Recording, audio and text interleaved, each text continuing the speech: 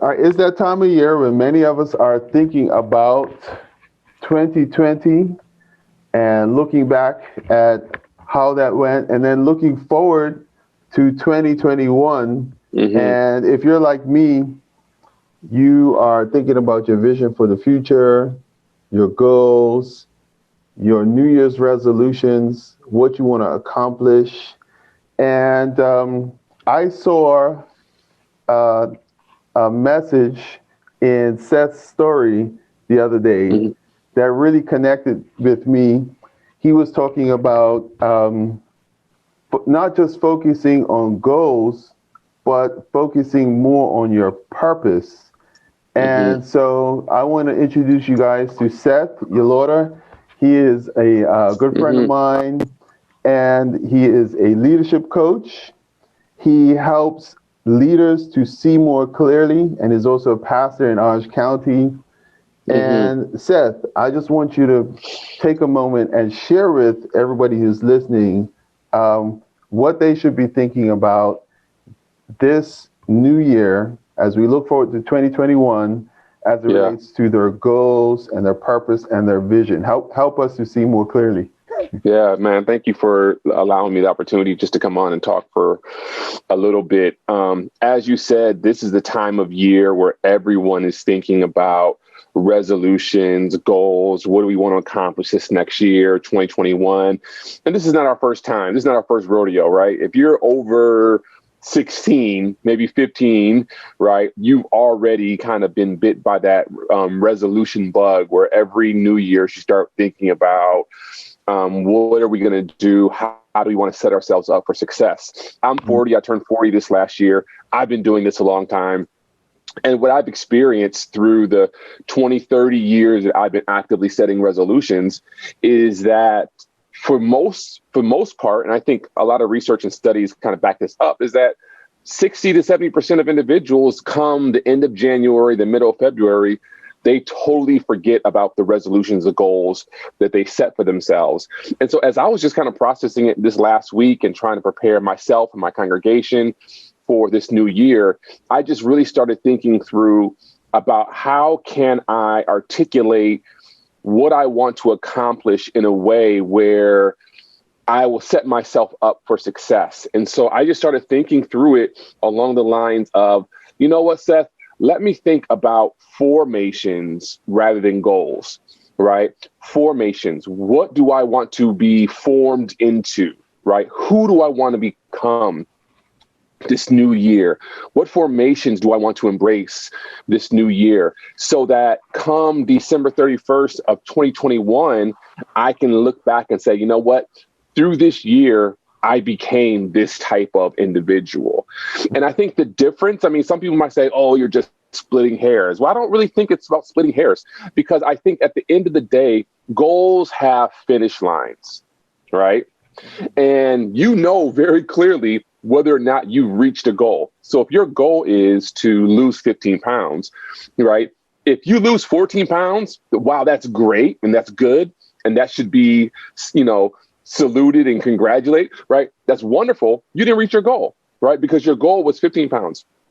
And so I think a lot of us, we set goals, but because these goals have finish lines, if we don't reach that finish line, a lot of times it has an adverse effect on our ability to continue pushing that goal, right? And so if I'm trying to lose 15 pounds and I can never get rid of that last 5, then after a while, I'm going to be inclined to throw in the towel. It's not working. Maybe my goal was too big. Maybe my goal was too lofty. Maybe I was just, you know, this is not who I am, as opposed to rather than setting yourself up for, or rather than articulating your goal as something that you want to achieve. I just think that moving forward, we should think through our goals as something that we want to become.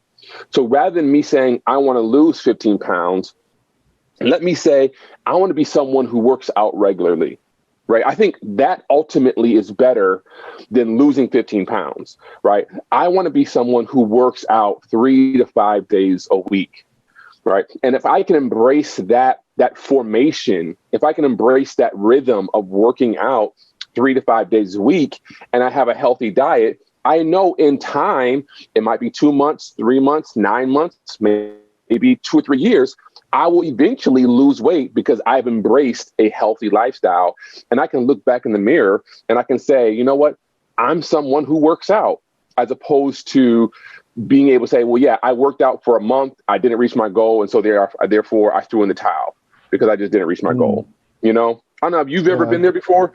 I've definitely been there. Oh, yeah. Right. Oh, yeah. In fact, my health goals are something that I'm continually working on.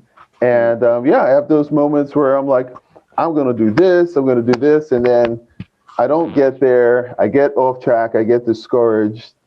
And, I feel like this idea of formation could be one of those tools that helps me and others to, not look at the goals per se as much as who do we want to become? Yep. Yep. I would like to be the type of person that exercises 3 to 5 times a week. Yeah. Am I doing that right now? No, I'm not. But that is still the person that I would like to become. Yeah. And so when I heard you say that, this connected with some other things that I've been learning as well. I'm like, this is powerful. I think that people need to hear this. Yeah. Yeah, man. I think so. I mean, and I'll be honest with you. I mean, it's new to me, so I'm stepping into this space. This last year in 2020, I did a challenge. I did a weight loss challenge. I signed up for it, actually paid $100 to get in it. And it was like a payout. So it was like a 30-day weight loss. And then, there were 3 winners at the end based off of how much weight you lost. I didn't win, but it was great because I was like, oh man, I lost a lot of weight. But what's crazy, bro, is that as soon as I hit day 30, I didn't reach my goal. I didn't reach my ideal goal of how much I wanted to lose. Like I was like maybe 220 and I wanted to get down to like 205. And I think I got down to like 209. So I had like 4 or 5 pounds to go. Right. I didn't reach my goal by the end of the 30 days. And I just straight like threw in the towel. I was like, I didn't reach my goal. Let me go back to eating my donuts and cookies. Right. Right. And I literally it took me 30 days to lose 10, 12 pounds. And then it took me like 2 weeks to gain it all back. And that just really, for some reason, it was just an eye-opening experience for me because I realized, you know what, like goals are great and challenges are great because it really pushes you and it kind of jumpstarts you. But I just begun to realize that goals aren't necessarily sustainable, right? Because if you don't reach it, you get discouraged. And if you do reach it, then what? Well, I reached it, so I'm good, right? And so I just think what's sustainable is me just recognizing that my North Star is to be a healthy person. And what does a healthy person do? They eat healthy, they work out regularly. My North Star is to be a loving husband. What does a loving husband do? Takes time to listen to my wife, goes on dates, once a week, couple times a month. My North Star is to be a spiritual person. What does a spiritual person do? Take time weekly, daily for prayer and meditation, right? My North Star is to be a concerned, considerate brother, right? What does that person do? They call their family once a week, a couple times a month to touch base and to check in, right? And so let's think about who do I want to become, and then let that drive our goal focus. Now, I'm not saying we should just get rid of all goals, but I'm just saying our goal, whatever goals we come up with, they need to be within the context of a broader understanding of who we want to become. Yeah. Right. Yeah. And so I think it's the framing of the goal as opposed to lose weight, or as opposed to, in your situation, I want to buy a house. It's like, how does that connect to the person I feel I want to become? And how does that person I want to become, how does that person best serve the people that I'm in community with? Right. So I want to become this version of Seth because I know this version of Seth will be able to better serve my wife, my kids, my community, my church, and ultimately my God. So that's kind of where I am in this space right now. Yeah. Well, this ties in with something that I've been working on. There's there's a gentleman, his name is Kevion Sturdivant. He is out of Orange County. He is also a realtor, and he was on a podcast not maybe a year or two ago called Short Story Long, and he talked about this concept of the 7 equities. Man, that thing really connected with me. And those and those 7 equities, I'll read them off to you, are spiritual life, health, mindset, family, social life, business, and money. The first 5, of course, are the most important. That's your spiritual life, your personal health, your mindset, your family, and your social life. And then the other 2, of course, are also important, maybe a little less so, for business and money. And what he was encouraging us to do is to write down our goals inside of the context of those 7 areas. And the way that we write them, I would write it like, for my spiritual life, I'm the type of person that meditates and prays. You know, and for your health, I'm the type of person that exercises 3 to 5 times a week. So, you know, I wrote those down. I think it was maybe 2 years ago, and I find that now every year, when it's time for those New Year's resolutions, I don't have to write really many of them because I already have this I wrote down what you said about the North Star. I have more of a North Star approach than just a goal approach. You know, so hearing you say what you were saying on Instagram, like really like, yes, I need to make sure I get back to that. Yeah. I need to focus on that, you know? I mean, what he's saying, you know, is what he's articulating are really behaviors, right? So when you say, I am the type of person that spends 15 minutes a day in meditation and prayer, I am the type of person that exercises 3 times a week, I'm a type of person that will listen and learn and be coachable. Those are all behaviors, right? These are behaviors. These are behaviors that any person can demonstrate. It doesn't matter what gifts, what traits, what personality you receive from your parents, right? You can demonstrate, you can model these behaviors. And so I think that's a good way to also frame it. It's not so much, hey, this is a goal I want to achieve. It's, here are the behaviors I want to manifest in my life on a consistent basis, right? And so I'm gonna lean into these behaviors because I recognize that in embracing these behaviors, they are going to then in turn begin to mold and shape my character and my person into a certain type of individual that I feel will be the best version of myself.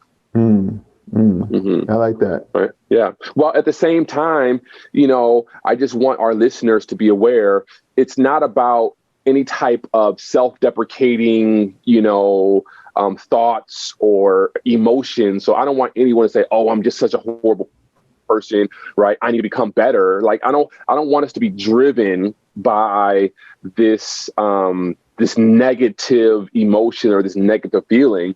I want us to be driven by the realization that we have more to give, that we have more to grow in, that we have more to develop, and that I want to truly live up to God's ideal for me.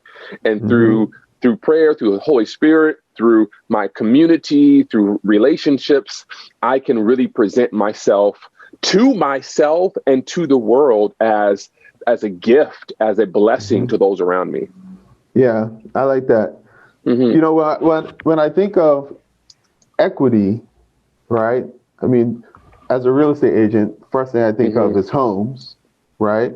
I know historically homes grow at around 3.8% per year. They appreciate. But if you look at that over the long term, that can be a tremendous benefit for somebody who owns a home. If we take that idea of equity and apply it to these different areas of our life, you don't necessarily have to grow all at once.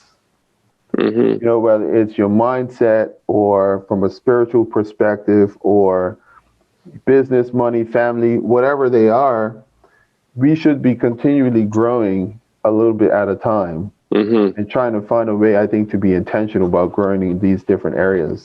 Yeah, that's good. That's how I look at it. It doesn't have to be all at once. It can be a little bit over. Incremental. It can We be call it incremental. like Yeah. yep, incremental. You know, so that's good. That's good. Good stuff, brother.